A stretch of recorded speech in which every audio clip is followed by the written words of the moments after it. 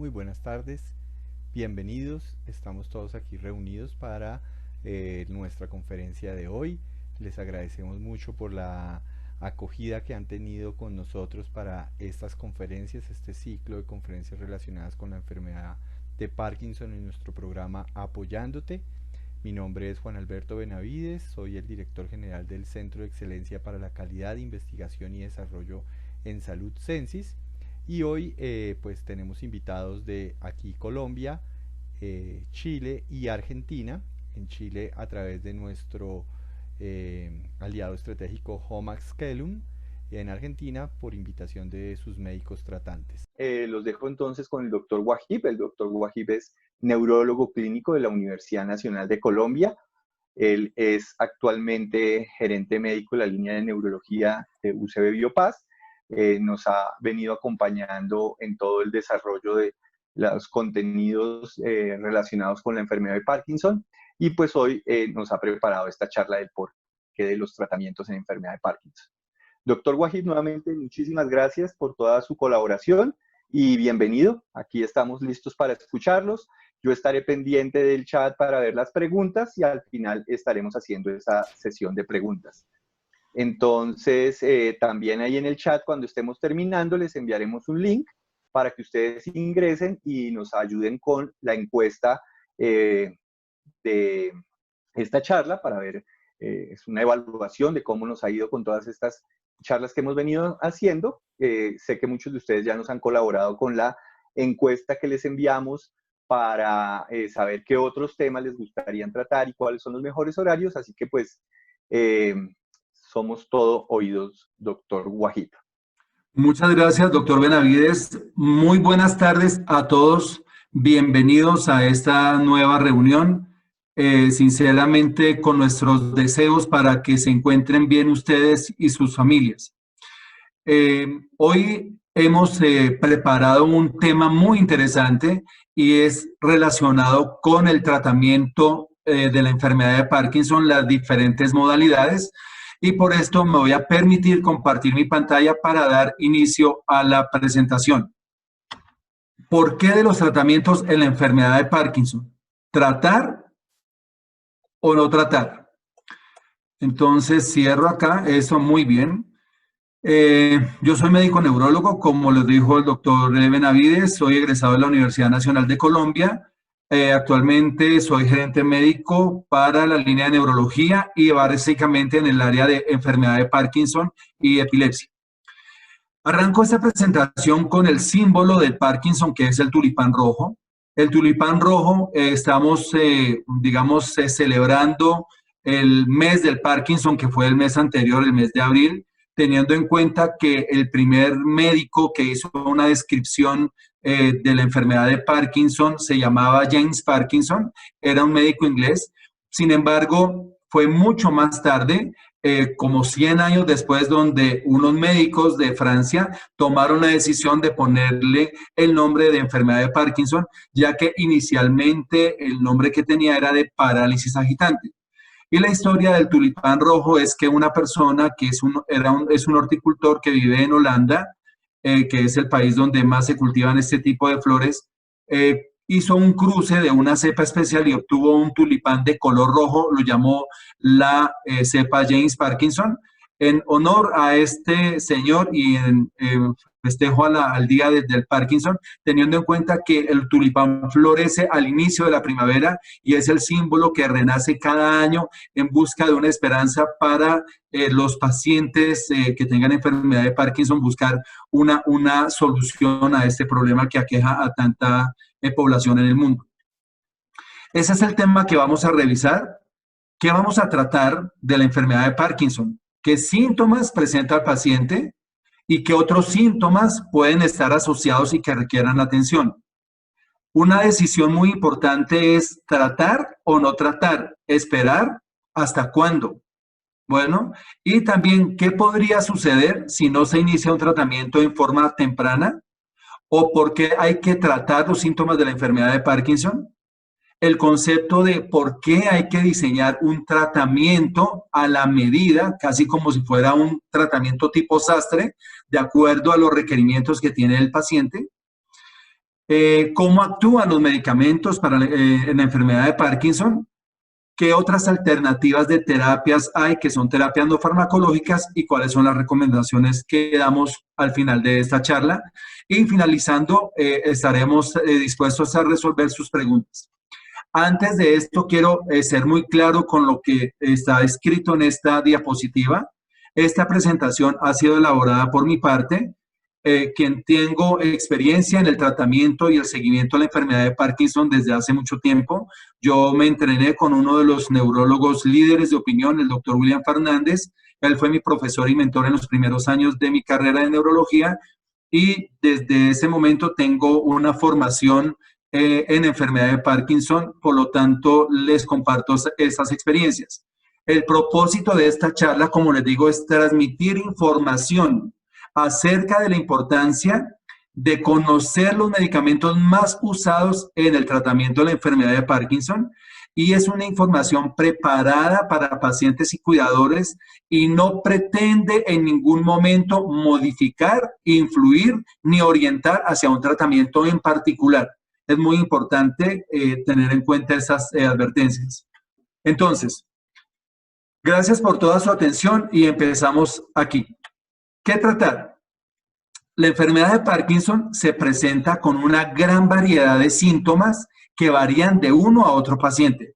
Es cierto que la enfermedad tiene una prevalencia que puede ser más o menos del 0.3 por 100 habitantes, que es muy baja, pero los síntomas en cada paciente son diferentes. Ustedes no van a encontrar dos pacientes con la misma sintomatología.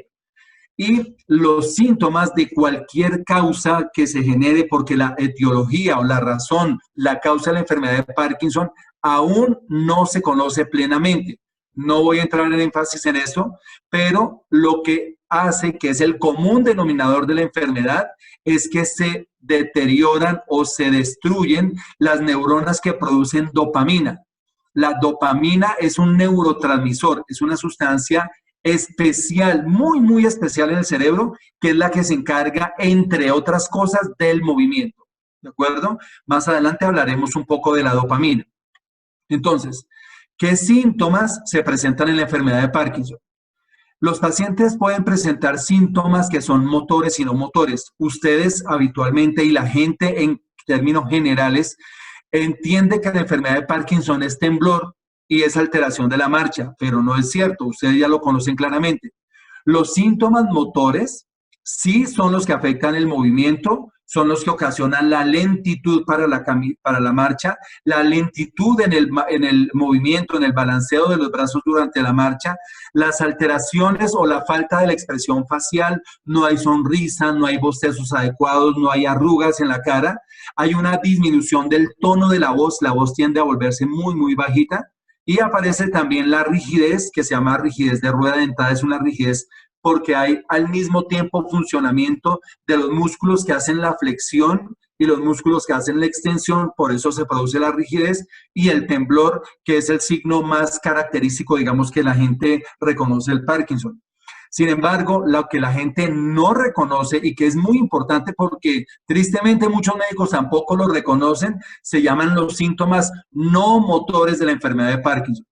Estos síntomas no motores están presentes mucho tiempo antes que sean evidentes los síntomas motores. ¿De acuerdo? ¿Y cuáles son? Hay estudios que dicen que cerca del 98% de los pacientes, en el momento en que les hagan el diagnóstico de la enfermedad de Parkinson, al menos puede presentar un síntoma no motor. Y otra cosa, los síntomas no motores pueden estar presentes asociados obviamente a los síntomas motores, pero puede estar presente uno, dos o más de estos síntomas no motores. ¿Cuáles son los más frecuentes? Dolor. Dolor es un síntoma muy particular en la enfermedad de Parkinson que adopta muchas modalidades y que no voy a hablar ahora de este síntoma. Un síntoma muy precoz en la enfermedad de Parkinson es la pérdida del olfato. Eso se conoce como anosmia o hiposmia cuando hay disminución de la sensación de los olores. Alteraciones del sueño que también son muy importantes, no solamente el insomnio. Las personas que pueden tener Parkinson o que ya tienen Parkinson presentan un compromiso o una alteración durante el sueño que se llama compromiso o alteración del sueño REM. en el cual la persona, estando profundamente dormida, se levanta, actúa en el sueño, patea, se agita mucho y no se acuerda absolutamente nada de esto. Incluso hay casos donde la persona que duerme, el acompañante, puede resultar lesionado por los golpes, por los movimientos exagerados que haga la persona durante el sueño. Esas son síntomas no motores y son muy importantes manejarlos. Otras alteraciones que son muy importantes del sueño son las piernas inquietas, que son pacientes que se van a empezar a dormir y empieza con una sensación de malestar, de inquietud en las piernas que tiene que moverlas, y todos estos síntomas se consideran síntomas no motores. Adicionalmente aparece el estreñimiento, síntomas gastrointestinales, alteraciones urinarias, ansiedad, depresión, apatía, que es una sensación de no querer hacer absolutamente nada, que no le llama la atención absolutamente nada, como si tuviera un afecto o un ánimo muy plano, cambios en la memoria y otros más, incluso alteraciones de disfunción sexual, alteraciones del ánimo, del apetito, etcétera, que son síntomas muy importantes para considerar dentro de la constelación del diagnóstico de enfermedad de Parkinson. Si bien es cierto, los síntomas motores dijimos que eran debidos a la alteración de la dopamina. Esto es como si fuera una cascada. Al alterarse la dopamina, también se alteran otros neurotransmisores que dependen de la dopamina, como son la serotonina y la noradrenalina. En el cerebro hay un equilibrio entre la dopamina y la acetilcolina. Entonces, al disminuirse la dopamina y subirse la acetilcolina, se producen efectos como el temblor, sudoración, piel grasosa, etcétera, que finalmente son síntomas no motores derivados de la alteración de los otros neurotransmisores. Entonces, resumiendo, los síntomas no motores se presentan por alteración de neurotransmisores que son, aparte de dopamina, serotonina, acetilcolina y noradrenalina.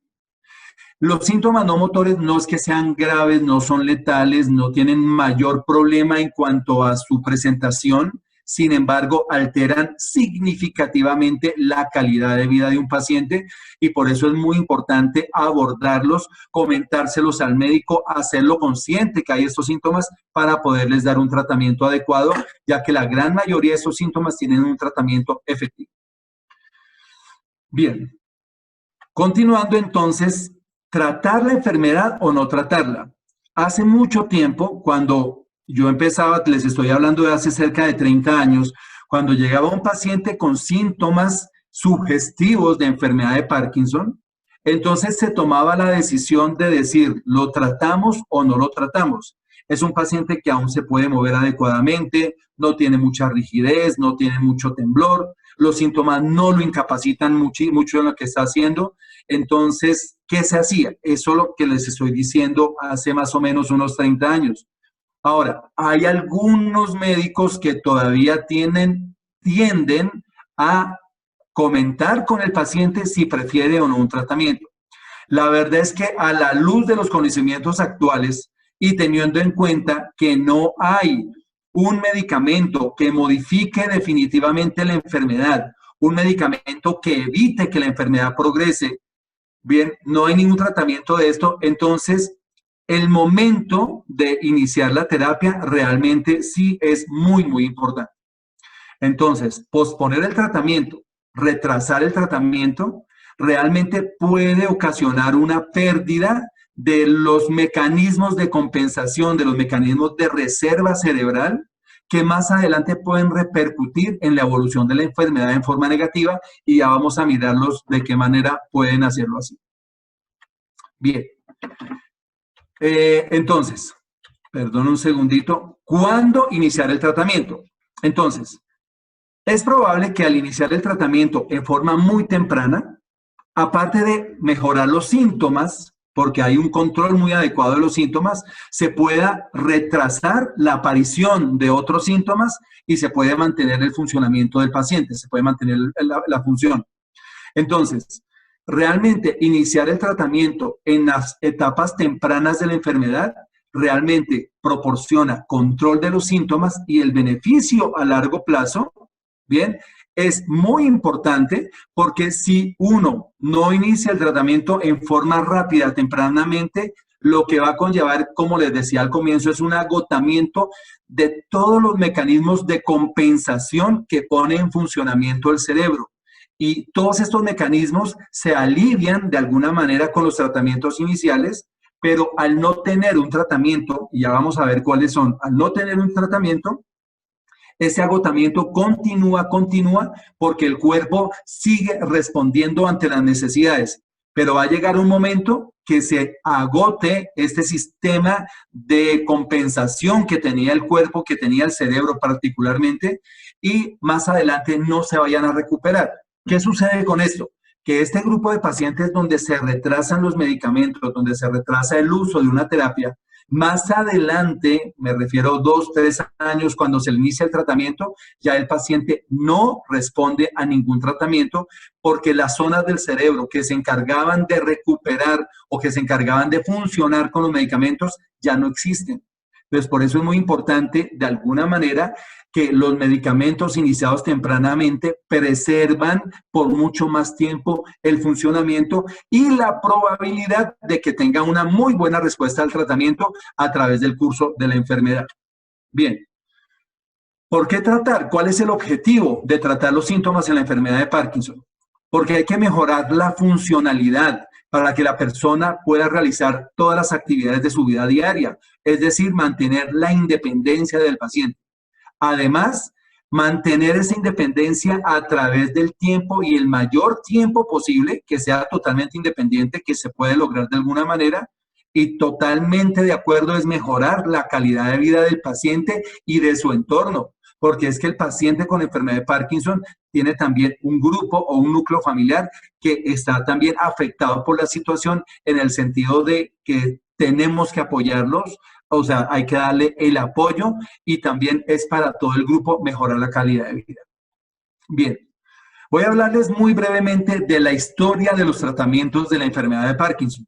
Entonces, antes de 1960, que fue cuando se encontró y ya se descubrió en las muestras de patología que había una pérdida de dopamina y que esa pérdida de dopamina era la que producía los síntomas de la enfermedad de Parkinson, hasta ese momento, de ahí hacia atrás, lo único que se hacían era tratamientos magistrales y les puedo decir que se utilizaba un medicamento que pueden conocer lo que se llamaba mucuna pruriens, que era de la medicina ayurvédica. Se utilizaba atropina, escopolamina, belladona, pues que es de la que sacan atropina, en fin, buscando manejar algunos de los síntomas de la enfermedad de Parkinson, pero los resultados eran absolutamente negativos. Fue como les digo, en 1960 cuando descubrieron que había una pérdida de dopamina. Voy a hacer una comparación acá, permítanme, hago un paréntesis en eso. Ustedes saben que la diabetes es debida a un proceso, a un problema de insulina, o sea, no hay insulina. Si yo aplico insulina, pues hay insulina que mejora el sistema de glucosa, mejora las cifras de glicemia y ese es el control. Ahora, para la enfermedad de Parkinson es algo parecido.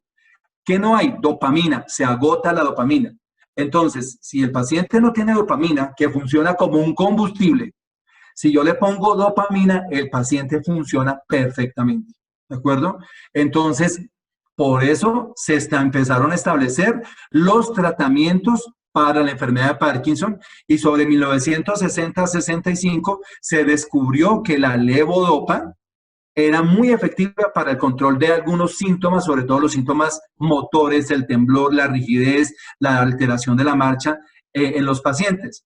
Pero no se dieron cuenta después las complicaciones que venían por las dosis que utilizaban y adicionalmente no sabía de qué manera podía entrar la dopamina al cerebro porque mucha de esta dopamina se destruía en el sistema gastrointestinal.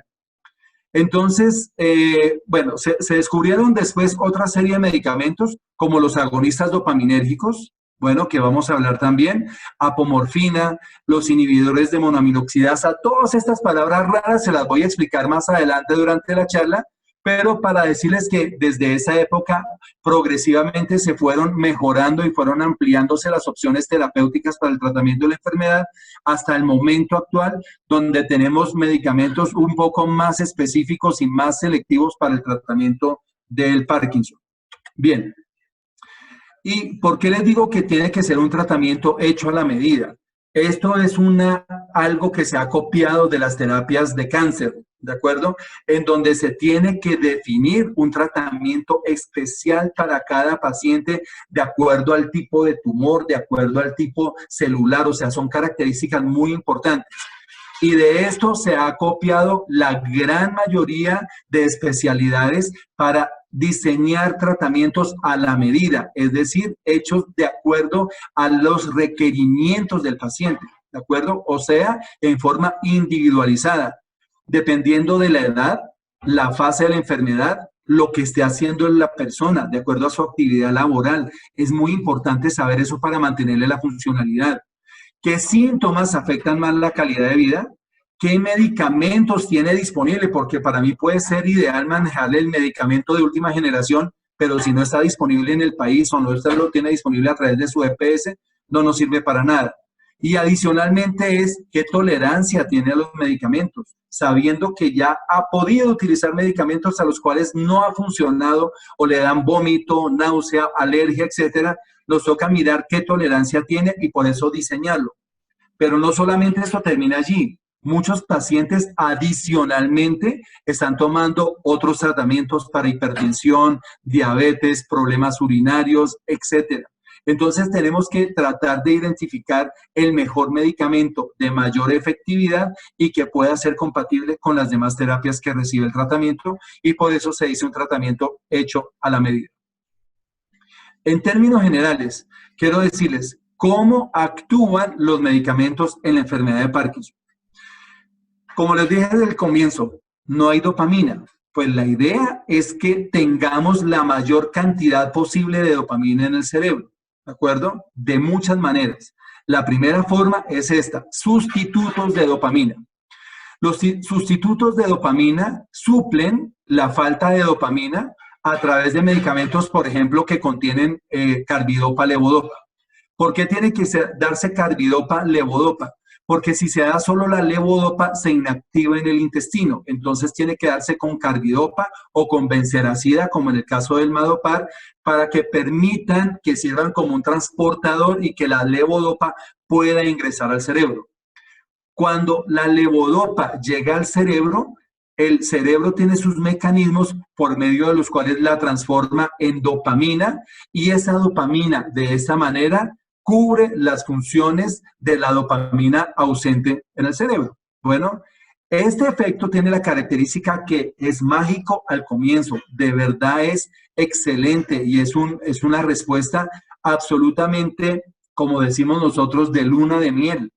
Pero esta respuesta en el tiempo se va modificando y va presentando una serie de altibajos, por lo tanto hay que hacer modificaciones al tratamiento. Este tipo de tratamientos, que son sustitutos de dopamina, se utilizan generalmente como de segunda línea. Voy a hablarles primero, lo pongo porque es el primero y el que se utiliza generalmente en todo lado. Ahora, tenemos los agonistas de la dopamina.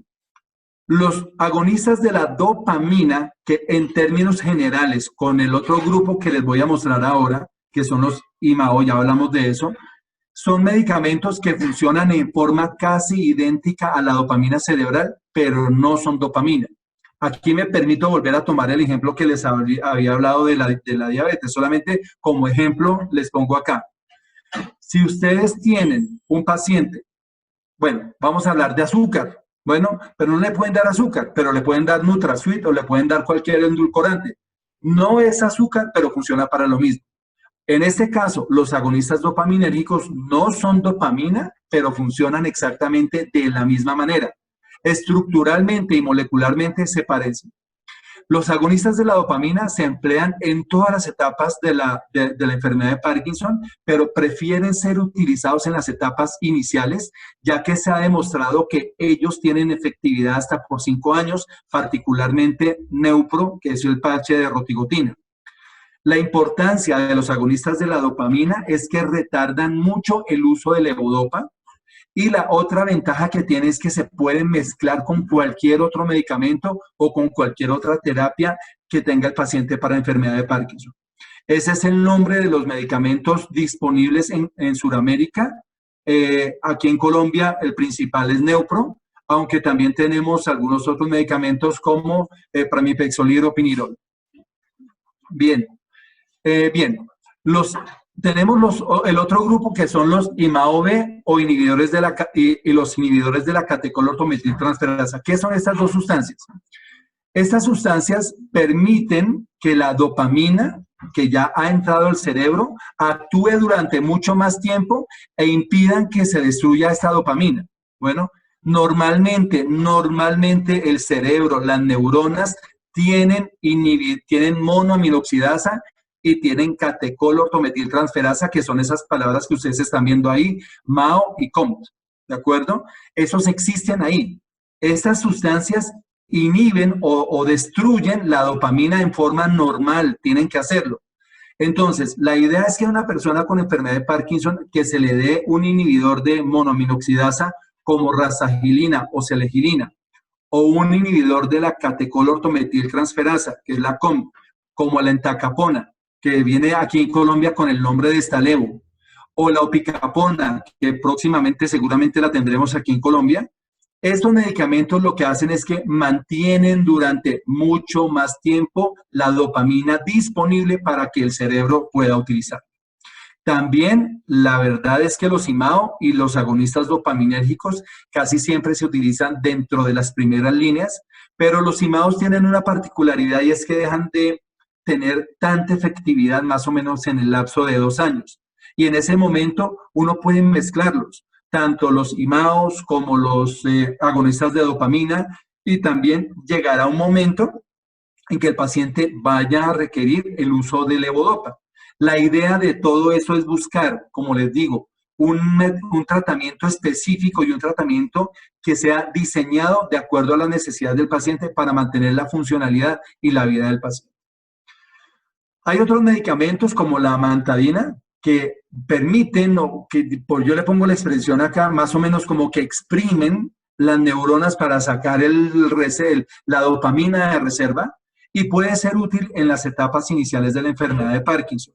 Bueno, sobre todo en los pacientes que no han tolerado los agonistas dopaminérgicos o que no toleren bien la levodopa. Pero eso es para casos leves. Realmente en casos avanzados la amantadina no funciona adecuadamente. Y en los casos muy avanzados, que ya no respondan adecuadamente a todos los tratamientos que vimos anteriormente, y en este caso me refiero a los pacientes que ya tienen una enfermedad de Parkinson de más de 10 años de evolución, pues vienen unas nuevas opciones terapéuticas como son la apomorfina, que viene como viene inyectable para poner subcutánea, o a través de bombas de infusión, o también la duodopa, que es levodopa líquida, para ponerla a través de un procedimiento quirúrgico. Ahora, cirugía, que son las otras opciones del tratamiento, ¿cuándo se hace? Y quiero hacer mucho énfasis en esto. En casos adecuadamente seleccionados y que tengan criterios claramente establecidos. Eso no es todos los pacientes se van a beneficiar del tratamiento para la enfermedad de cirugía para la enfermedad de Parkinson. Pero uno de los criterios importantes es que haya tenido muy buena respuesta a la levodopa o a los medicamentos antiparkinsonianos. Cuando un paciente ha tenido buena respuesta a esos tratamientos, lo más seguro es que vaya a tener una muy buena respuesta a la cirugía. Pacientes que no han respondido bien a levodopa, la cirugía no sirve adecuadamente, ¿de acuerdo? Y siempre hay un comité multidisciplinario con el neurocirujano especialista en cirugía de Parkinson, el especialista neurólogo en movimientos anormales, el psiquiatra, terapia ocupacional, etcétera, para tomar una decisión en conjunto y definir si este paciente se puede beneficiar o no de cirugía de Parkinson. Tenemos otras opciones que son los tratamientos no farmacológicos, que son de gran importancia y son útiles a través de todo el tiempo de la enfermedad. Tienen que tomarse todo el tiempo. ¿Cuáles son estos? Tenemos la terapia física con sus modalidades que están encaminadas a mantener la funcionalidad del paciente y con todas sus variedades, como les digo, ya que el paciente con enfermedad de Parkinson tiene alteración de la marcha, de la postura, del equilibrio, puede beneficiarse de ejercicios, de hidroterapia, natación, bailoterapia, etcétera. Tengan en cuenta que el ejercicio permite también un aumento de la producción de dopamina cerebral y ustedes se pueden dar cuenta que cuando el paciente hace ejercicio puede experimentar una mejoría muy importante en sus síntomas y sobre todo aquello que esté encaminado a mejorar el estado de ánimo del paciente puede recuperar y puede mejorar funcionalmente al paciente. Por eso digo que el tratamiento no farmacológico debe realizarse a través de toda la evolución y con o sin tratamiento médico. Deben estar presentes este tipo de tratamientos que son las terapias. Ahora, la terapia ocupacional, que no es para mantener ocupado al paciente. La terapia ocupacional busca conseguir la máxima funcionalidad de la persona a través de actividades y de talleres con unos objetivos para recuperar el paciente. ¿Qué quiero recuperar y qué quiero hacer? ¿De acuerdo? Entonces, la terapia ocupacional, hay terapistas ocupacionales que están totalmente especializadas en el manejo de enfermedad de Parkinson. Igualmente es necesario fonoaudiología para manejar las alteraciones de la voz, la terapia de deglución cuando empieza a fallar en etapas avanzadas de la enfermedad, la valoración por psicología, el apoyo individual, el apoyo familiar a los grupos, etcétera. Entonces, estos tipos de tratamientos farmacológicos son absolutamente importantes y muy, muy relevantes a seguir durante todo el tratamiento de la enfermedad. Ya casi para terminar, quiero mostrarles o darles aquí unas recomendaciones para los pacientes con relación al tratamiento. Primero que todo, siga lo más estrictamente posible las indicaciones dadas por el médico. Mire, realmente lo digo por mi consulta que hago de pacientes y es que los pacientes empiezan a manejar las dosis de una manera porque no lo toleró bien, porque le cayó pesado, porque como lo veremos más adelante en las otras charlas, los pacientes pueden tener algo que se llama gastroparesia y es que toman el medicamento y el medicamento no se mueve del estómago, entonces sienten esa sensación de malestar y el paciente puede empezar a estabilizar sus dosis o a modificarlas de acuerdo a su criterio. Yo lo permito en cierta forma porque el paciente es el que me dice hasta dónde va, pero lo que yo les digo, hablen con su médico y sigan las recomendaciones que él les ha dado.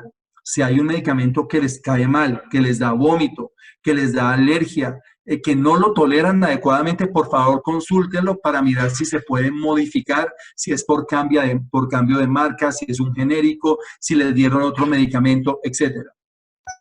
Si tiene dudas con el diagnóstico o el tratamiento, pregúntele al médico. Por favor, miren, eso es muy importante porque, como les digo, cada paciente es particular, es único, es irrepetible. Resuelvan sus dudas con el médico. Eviten suspender, por favor, repentinamente los tratamientos de la enfermedad de Parkinson.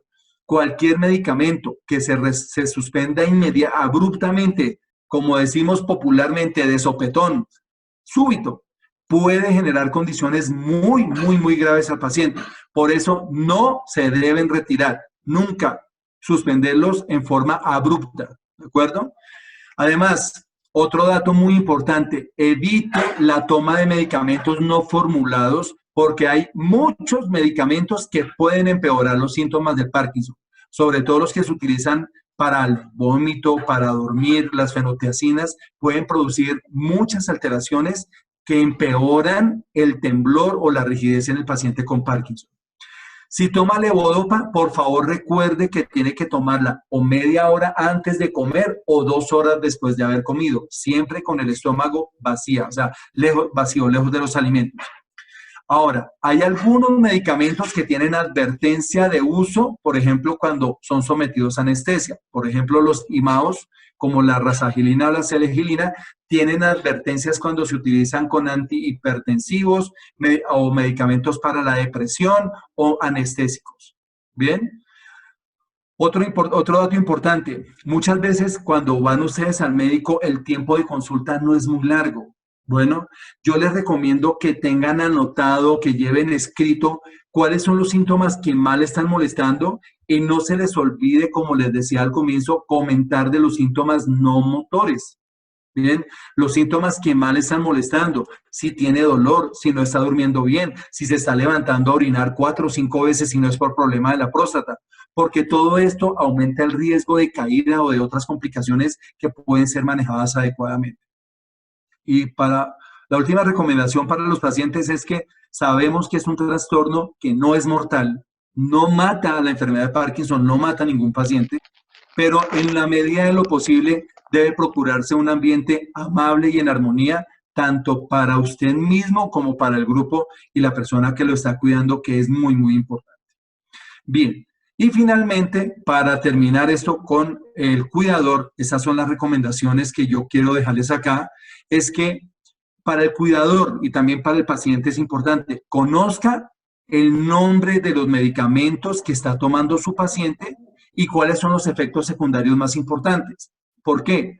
Porque, siguiendo la segunda parte, avise al médico si nota cambios de conducta o actividades inusuales en su paciente. Hay muchos medicamentos que pueden generar cambios del comportamiento del paciente o alucinaciones o conductas extrañas y el paciente es absolutamente inconsciente de esto y es involuntario. Esto es un efecto de la droga, punto. Esto el paciente no lo puede controlar. Esto no se trata de diciéndole, mire, cálmese, tranquilo, dando consejos. Esto no se quita.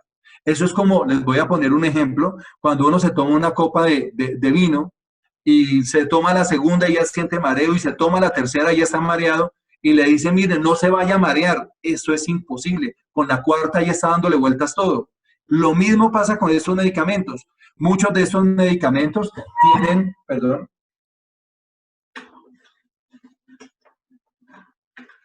muchos de estos medicamentos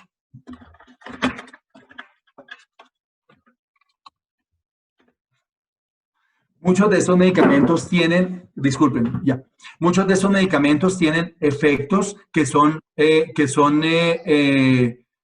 muy importantes y que hay que identificarlos. Bueno, los medicamentos, como le digo, antiparkinsonianos no deben ser suspendidos ni siquiera a la víspera de un examen, que le vayan a tomar una muestra de sangre, de azúcar, lo que sea. Si le toman el examen, se toma el medicamento inmediatamente. Y mucho menos para una cirugía, ¿de acuerdo? Si el paciente va a estar en cirugía o antes de la cirugía o después de la cirugía, no deben suspenderse los tratamientos del Parkinson, ¿bien? Otra recomendación es que supervise la alimentación y la toma de medicamentos, porque hay muchos pacientes que se pueden atorar con los medicamentos o la tableta es muy grande o se deslía en la boca. Entonces, sí es muy importante que supervise estas actividades y lo otro que es importante, considere en cuanto a la alimentación, así el paciente esté en buena condición y pueda deglutir bien, pero considere modificar la presentación de los alimentos, por ejemplo, en trozos más pequeños, sobre todo la fruta, o que sea una consistencia de más facilidad para deglutir. No utilicen trozos grandes ni cosas que queden sueltas en la garganta que podrían producir atoramiento.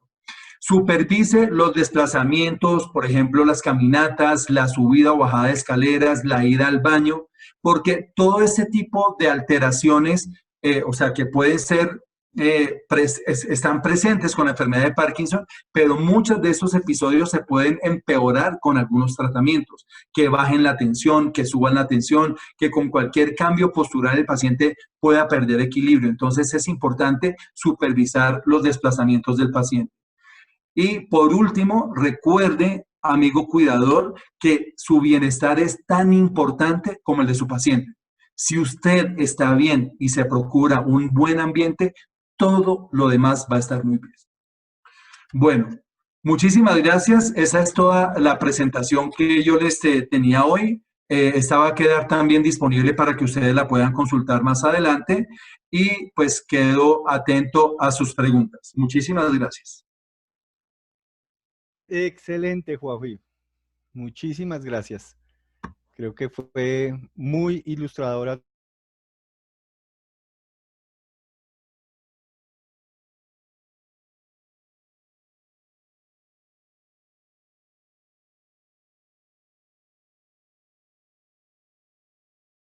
Hola, nuevamente, ahora sí. Entonces te decía que muchísimas gracias, ha sido excelente la charla, he estado recibiendo preguntas aquí en el chat de Ayuna, pero por los chats de nuestra página también han ido ingresando. Inicialmente quisieran, digamos, preguntar algo relacionado con el COVID y el tratamiento, y es la interacción que tienen eh, los medicamentos para la enfermedad de Parkinson con los antigripales, los antitusivos o los medicamentos que se utilizan para el control de los síntomas del COVID. Ok. Bueno, entonces mira, realmente no hay ninguna contraindicación en cuanto, o sea, apartamos del punto que para manejar COVID no hay ningún medicamento particular y que vaya a tener algún efecto relacionado con el manejo del Parkinson. Sin embargo, los tratamientos sintomáticos que se utilizan para la gripa, por ejemplo, y que tengan vasoconstrictores, así se llaman, que son los que quitan el moco que da la gripa, como son la etilefrina o como son la pseudoefedrina, no deben utilizarse en pacientes que están tomando inhibidores de monoaminoxidasa como la selegilina o rasagilina, porque esto puede producir un aumento exagerado de la tensión arterial. Bueno, es la única recomendación, digamos, con eso. Y como yo les había dicho en una charla, hay un medicamento que se utiliza para la tos y esos medicamentos para la tos pueden tener también alguna reacción adversa, sobre todo en los pacientes que están tomando inhibidores de monoaminoxidasa, rasagilina o selegilina. Por lo demás, ningún otro medicamento tiene contraindicaciones para hacer el manejo.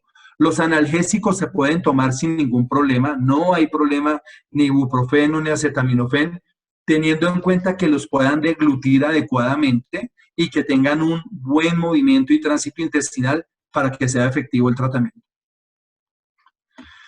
Bien, me preguntan acá que si la mirtazapina y la que tiene algún efecto. Estoy viendo algunas preguntas, doctor Benavides, no sé si usted me las quiera leer porque no sé cómo vaya.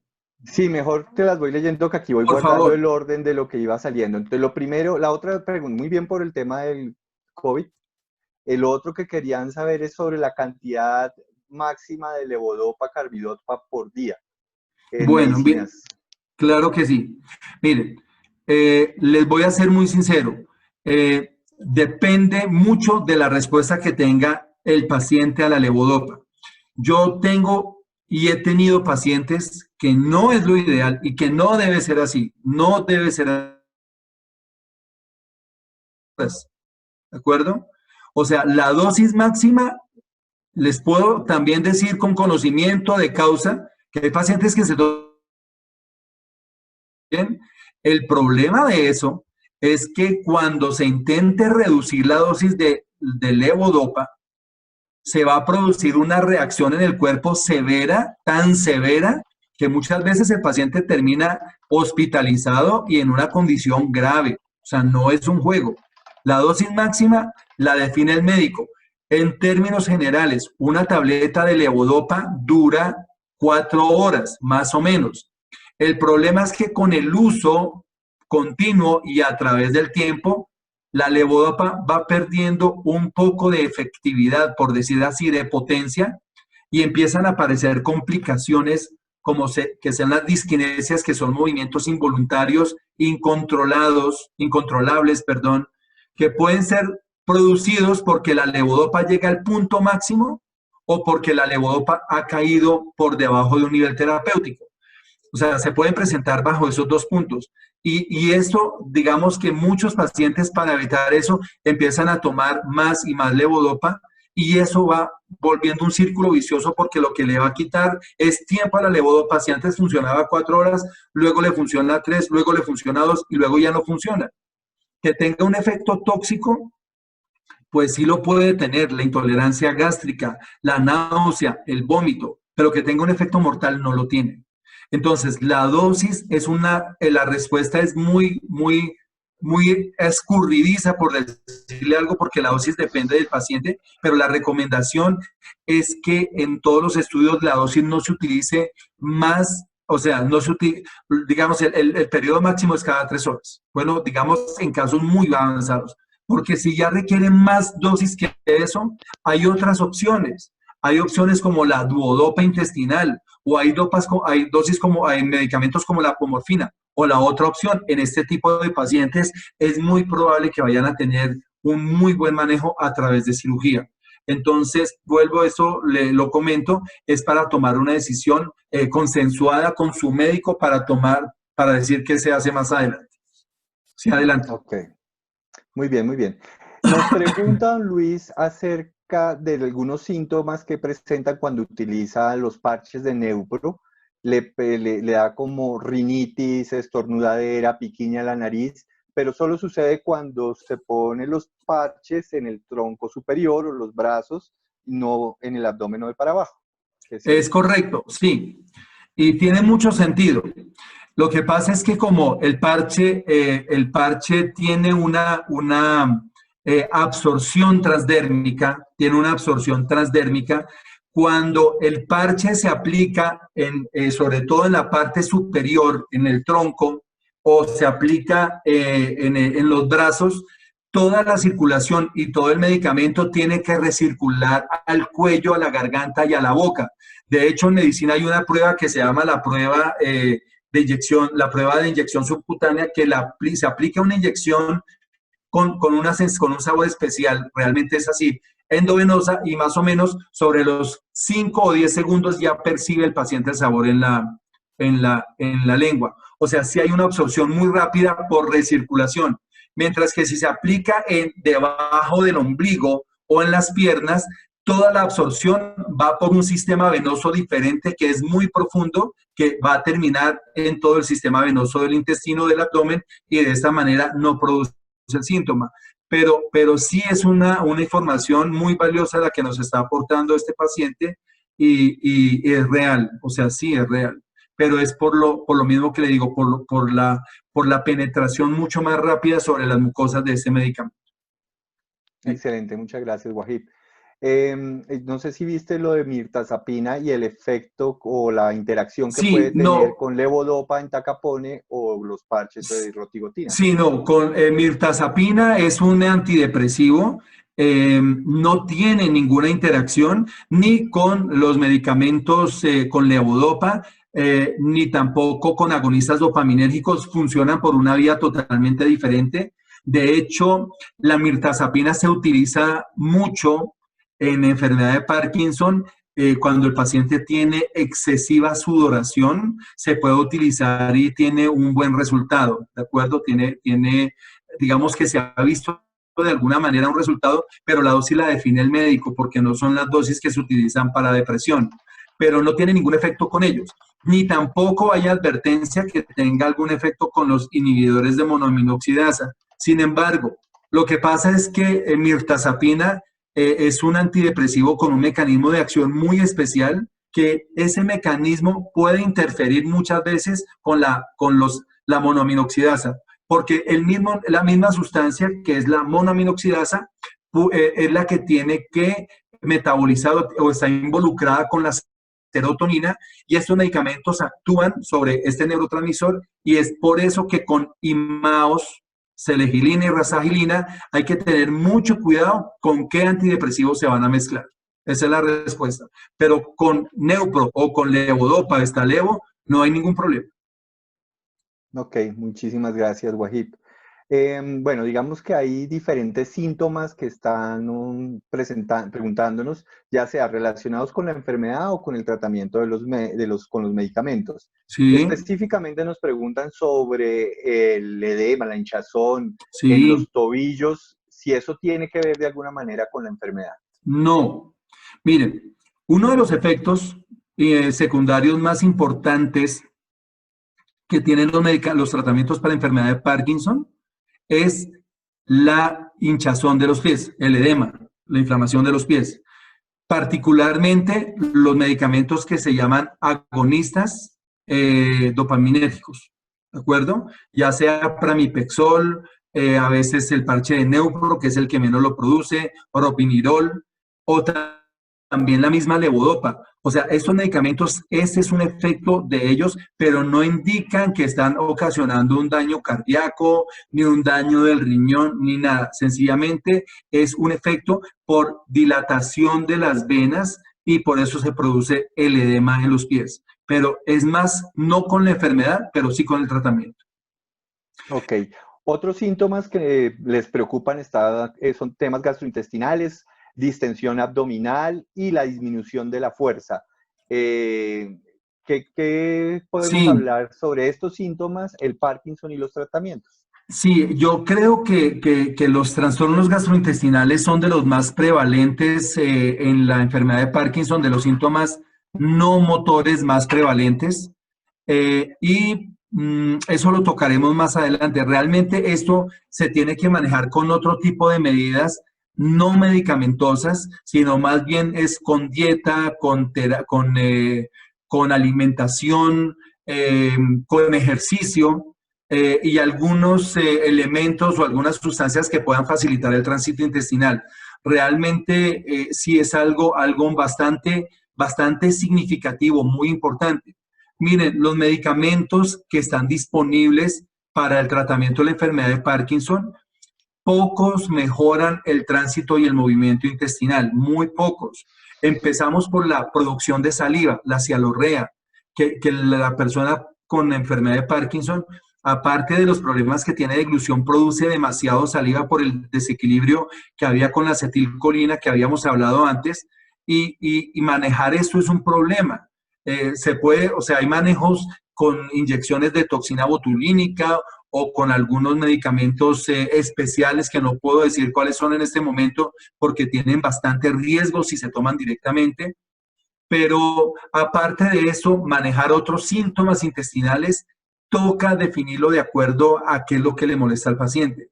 Pero aquí son las terapias no convencionales y no son terapias médicas las que se utilizan para el tratamiento de los trastornos gastrointestinales. Obviamente el estreñimiento sí hay que manejarlo, pero imagínense un paciente que tenga gastroparesia o que tenga lentitud del movimiento del intestino, obviamente esto le va a generar estreñimiento. Y si se toma un medicamento para evacuar, pero si el intestino no se mueve, pues se va a producir un problema y por eso los laxantes en los pacientes con enfermedad de Parkinson tienen que ser utilizados con mucho cuidado. Cuando veamos la charla de Comiendo con Parkinson, vamos a tocar más en profundidad ese tema. Excelente, gracias, Wahid. Yo iba a recordarles lo mismo. Primero, hay un video ya en nuestra página en donde la charla de ejercicios, donde ustedes pueden pues, repasar los ejercicios que se pueden realizar. Y el viernes a las 4 de la tarde estaremos realizando la charla de comiendo con la enfermedad de Parkinson, el placer de comer con Parkinson, en la que nos estará acompañando Diego Trujillo con un video que nos envió y el doctor Wahid dando los tips más importantes sobre el tema. Nos preguntan sobre los síntomas no motores cuando son a veces incluso más severos que los mismos motores en los momentos off. ¿Qué hacemos? ¿Cómo lo manejamos? Sí, mira, esto es una pregunta muy importante y es una situación muy difícil. Los síntomas no motores, imagínense en tiempo off, y hay síntomas no motores en tiempo off muy particulares como la angustia, la ansiedad, el dolor. Entonces, ahí sí ahí vienen opciones terapéuticas para reducir el tiempo off, realmente. Bueno, como les decía al comienzo, no se trata de decir, mire, el mejor medicamento para esto es X o Y, pero hay medicamentos, de verdad sí hay opciones, y lo más importante es modificar la hora de toma de los medicamentos y utilizar un medicamento que permita que la levodopa funcione un poco más de tiempo, y de esta manera no es que vaya a desaparecer, pero sí por lo menos se va a cortar el tiempo off. Yo no sé si para el resto del grupo se entiende qué es el periodo off. Para eso, mire, las personas que toman dopamina o que toman levodopa, cuando toman el medicamento, como les explicaba anteriormente, es como si ingresara combustible y hubiera energía para todo, y el paciente queda en un estado on, que es activo, está prendido, ¿bien? Pero hacia las 4 o 5 horas, dependiendo cada paciente, el efecto del medicamento empieza a caer y empieza entonces a apagarse el funcionamiento porque no hay suficiente combustible, digamos, hablando en forma figurada, y el paciente entonces empieza a apagarse, a volverse a lentificar, que se llama el estado off. Entonces, hay pacientes que tienen un off y durante el periodo off, que están apagados, aparecen muchos síntomas no motores como angustia, ansiedad, depresión, y la forma como se manejan usualmente es volviendo a nivelar el nivel de dopamina, ¿de acuerdo? Pero eso sí lo tiene que hablar claramente con su médico para poder establecer horarios, dosis y qué medicamento. Muy bien, muchas gracias, Wahib. Nos preguntan sobre las contraindicaciones que pueden tener el uso de la rotigotina. El paciente específicamente está utilizando rotigotina 8 miligramos al día. Sí, correcto. Mire, todos los medicamentos, todos, tienen efectos muy positivos y tienen efectos negativos, ¿de acuerdo? Generalmente, cuando uno pone en una balanza, la relación entre los efectos positivos y efectos negativos superan los efectos positivos. Uno tiene que evaluar porque hay pacientes que los efectos desde el comienzo pueden ser un poco fuertes, pero en la medida que utiliza el medicamento lo empieza a tolerar adecuadamente y luego lo puede aceptar. Por eso es que siempre se debe hacer titulación con los medicamentos y los tratamientos de Parkinson. Hay que empezarlo con dosis más o menos bajita o la dosis establecida o la dosis recomendada, y a partir de esa dosis, cuando ya la tolere, se empieza a titular y se empieza a escalar la dosis. Ahora, hay medicamentos, por ejemplo, los agonistas dopaminérgicos, no hablando directamente de neupro, sino en general de ese grupo. Hay varias contraindicaciones, como es que no se recomienda su uso en personas mayores de 70 años. Es la primera. Segundo, no se recomienda en personas que tengan problemas psiquiátricos de base, como trastornos de obsesión, tendencia a los juegos, ludopatía, hipersexualidad, etcétera, porque como les decía, estos medicamentos pueden empeorar la característica de estos síntomas. Lo otro, si el paciente, por ejemplo, para el caso de neupro, tiene alergia o tiene una reacción, y llamamos alergia al parche, cuando la reacción de inflamación, decirlo así, se sale del límite en el que estaba contenido el parche. En este caso, hay que hablar de alergia, porque a veces el parche puede dar dermatitis, pero la dermatitis se puede manejar con cuidados de la piel y vienen otras opciones para esto. Pero la alergia definitivamente no es una recomendación para continuar con el parche. Además de esto, pues es la tolerancia personal. Hay pacientes que les funciona muy bien el parche, pero que no lo toleran, y pues en este caso también no se puede continuar. Lo mismo pasa con los otros agonistas, como por ejemplo el pramipexol, que puede responder muy bien el paciente, pero tener intolerancia gástrica, tener un episodio, un efecto fluctuante, o sea, no es constante como lo puede tener neupro, sino que empieza a tener picos, subidas y caídas durante el día. Entonces, uno tiene que también evaluar todo esto para mirar cuál es la mejor opción para cada paciente. Aparte de eso, las contraindicaciones que tiene directamente neupro son las que les estaba diciendo, de que el paciente tenga mayor de 70 años, que no es una camisa de fuerza, porque hay pacientes mayores de 70 años en los que se puede utilizar perfectamente, sino que es mayores de 70 años, pero que tengan algún grado de alteración del comportamiento o de conducta o demencia, porque se va a empeorar todos esos síntomas. Eso básicamente. Por lo demás, no. Hay un efecto que pudiera tener, que es la inflamación de los pies, que eso lo tienen todos los medicamentos del Parkinson, pero eso tampoco tiene una contraindicación absoluta. Muchas gracias, Wahid, muy bien. Ahí algunos síntomas adicionales, pero creo que hay uno que puede ser reiterativo en algunas de nuestras charlas y tiene que ver con la actividad sexual y las dificultades que pueden existir. ¿Está relacionada con el Parkinson? ¿Está relacionada con los medicamentos para el Parkinson? ¿Cómo podría mejorarse? Ya, bien, esto ha sido una inquietud digamos, muy constante porque la vida sexual de una persona con Parkinson no termina con el Parkinson de ninguna manera, ¿de acuerdo? Entonces, hay muy buenas opciones y hay muy buenas alternativas para mejorar el desempeño sexual de una persona. Sin embargo, la recomendación de qué medicamento o qué terapia se la tiene que dar directamente el médico tratante.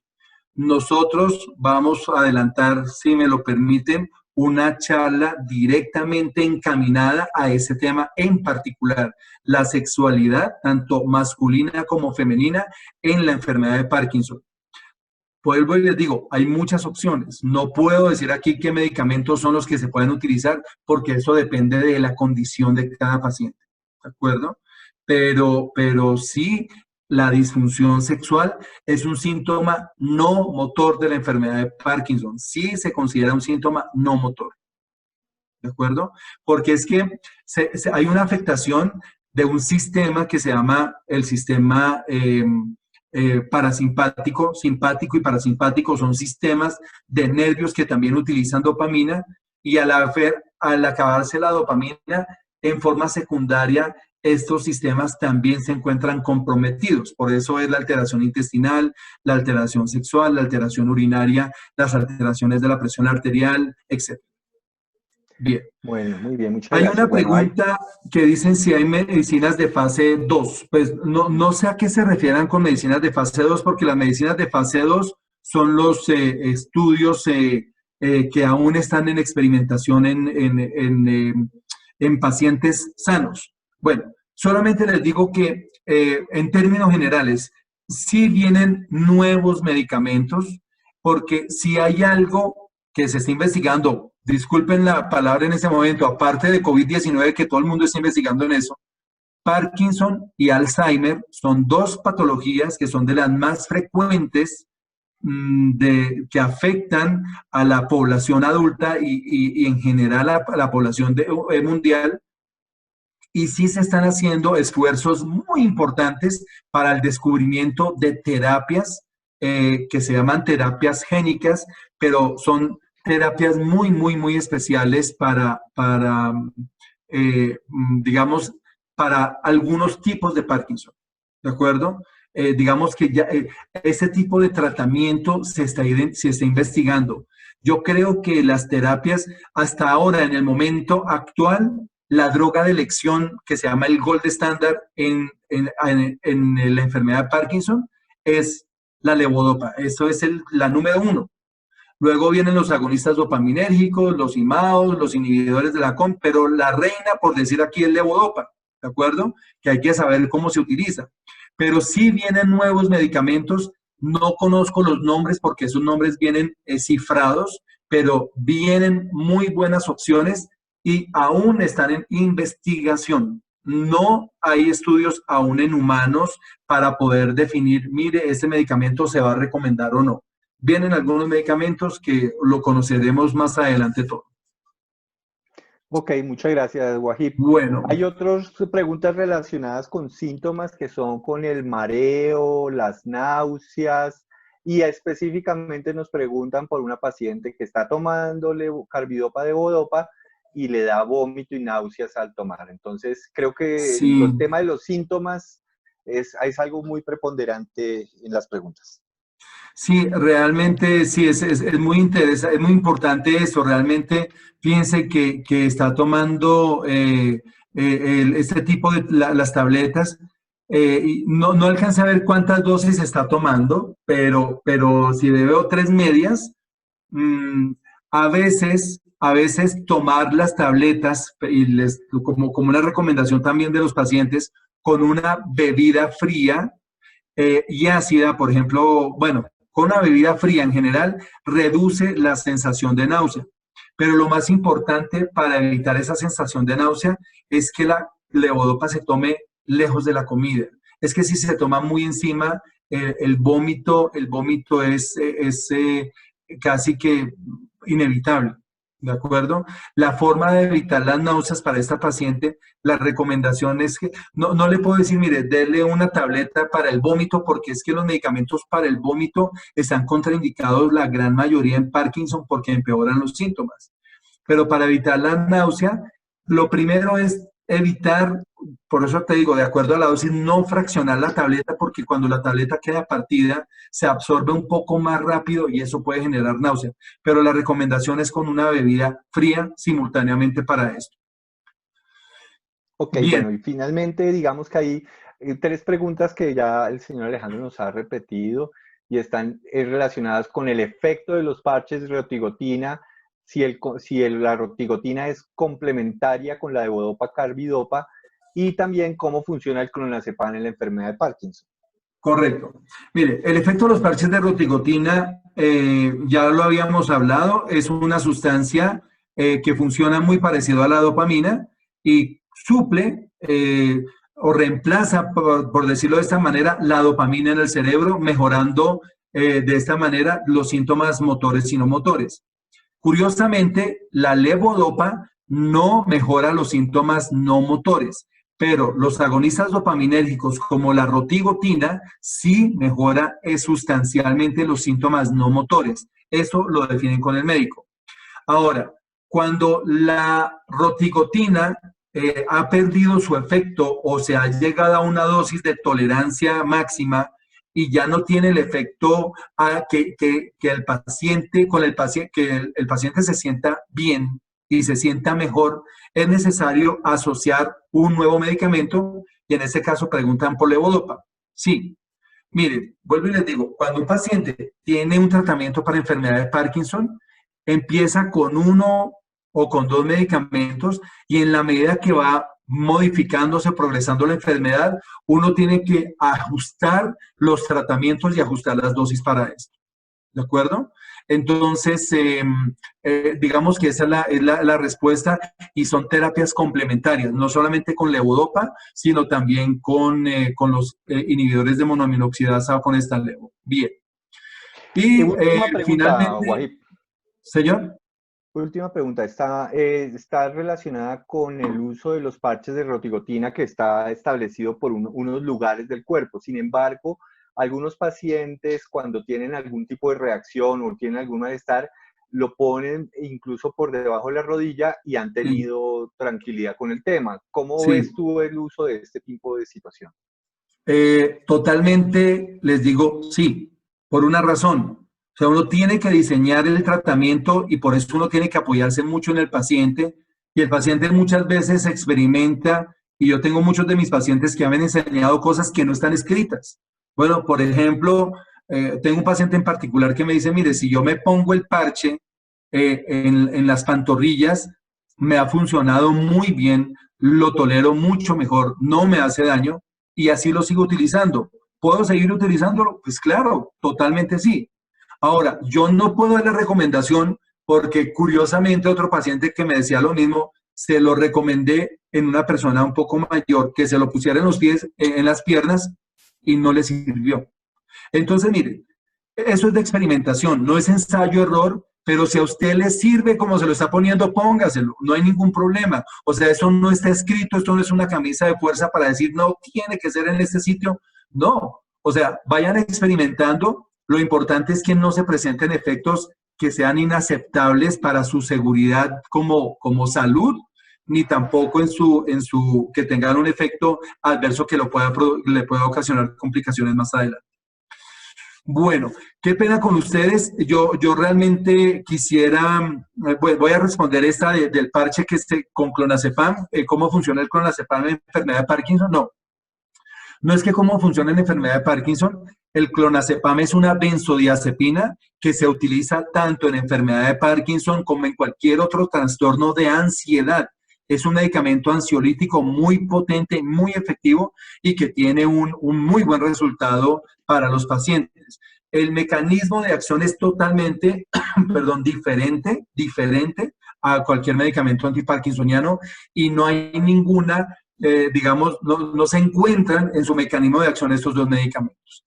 Bueno, si hay la última pregunta que voy a responder es que si hay algún problema de utilizar el parche con esparadrapo, yo quiero que esta respuesta más adelante la busquen a través del programa de pacientes. Sé que el parche viene con unas modificaciones en el adhesivo, pero por favor, esta respuesta sí les pido que hablen con la persona de Sensis, del grupo de Apoyándote, que les pueden dar la respuesta más adecuada. Sí se puede usar, o sea, toca usarlo. A veces no solamente con un parche, se puede utilizar con el esparadrapo, con microporo, con otro adhesivo. Lo importante es que no se despegue, porque una vez el parche se despegue, pierde efectividad, va a perder efectividad, ¿de acuerdo? Bueno, muchas gracias, yo les pido... No, a ti, Wajid, muchísimas gracias, excelente, creo que... Correcto. Yo estoy pendiente, esta charla queda para disposición de ustedes.